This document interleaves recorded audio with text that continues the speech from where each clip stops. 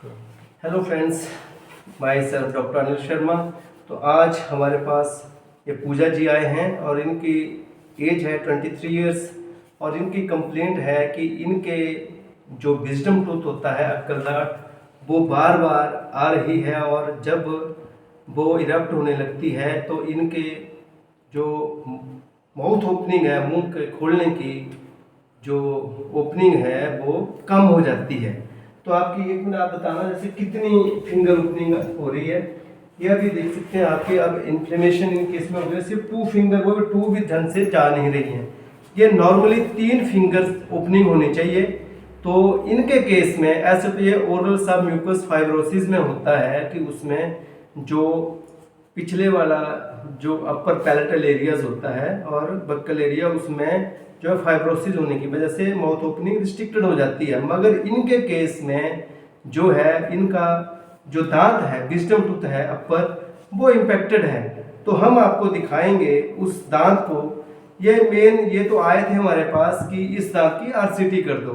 तो मैं इस वीडियो के माध्यम से आपको क्लियर कर देता हूँ कि इस दांत की जो कि इम्पेक्टेड हो, इम्पेक्टेड का मतलब ये होता है कि जो अपने क्लूजल लेवल तक वो दांत निकला ही नहीं, वो अंदर ही रह गया। वो दांत जो दांत था वो अंदर आ गया और ये अपने ऊपर लेवल तक निकला नहीं। और ये जो है ये मीजियो बक्कल जो है इसकी इंफेक्शन है, तो ये दांत टेढ़ा है और ये अपने लेवल तक, क्लूजल लेवल तक निकला नहीं है। तो इसकी कोई भी ट्रीटमेंट नहीं हो सकती। इसमें यही है कि इसका आपको निकलवाना पड़ेगा, जिससे कि आपको जो बार बार इसकी वजह से इन्फेक्शन हो जाती है, इन्फ्लेमेशन हो जाती है, वो बार बार ना हो।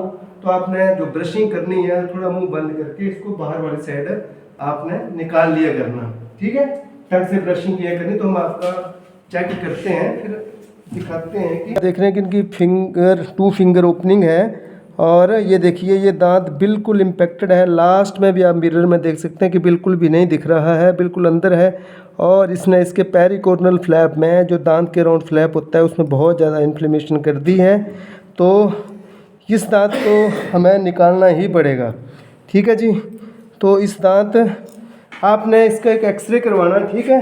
फिर इस दांत को जो है हमें निकालना पड़ेगा। अपने गुनगुने पानी में नमक डाल के कुल्ले करने हैं और थोड़ा मुंह बंद करके इसकी प्रॉपर्ली ब्रशिंग करनी है कि इसमें कुछ फंसे ना। जब इसमें कुछ फंस जाएगा और इन्फ्लेमेशन हो जाएगी तो जो है इस दांत में आपकी माउथ ओपनिंग भी कम हो जाएगी और जो है बार बार प्रॉब्लम होती रहेगी।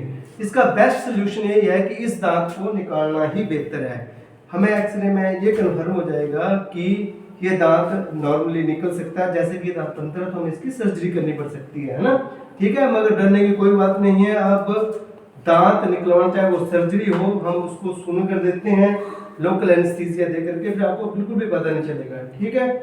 तो इस दांत की ट्रीटमेंट नहीं हो सकती है ना, ठीक है। हमारे पास जो भी पेशेंट आते हैं जिनको हम बोलते हैं कि बचाओ दांत को बचाओ, ये बच सकता है, तो बोलते हैं कि निकाल दो इस दांत को, और आपका दांत बच नहीं सकता, इसको निकालना पड़ेगा, है ना। तो आप बोल रहे हैं कि बचाओ, है ना। अब यही बोल रहे हैं ना कि इसकी आरसीटी कर दो।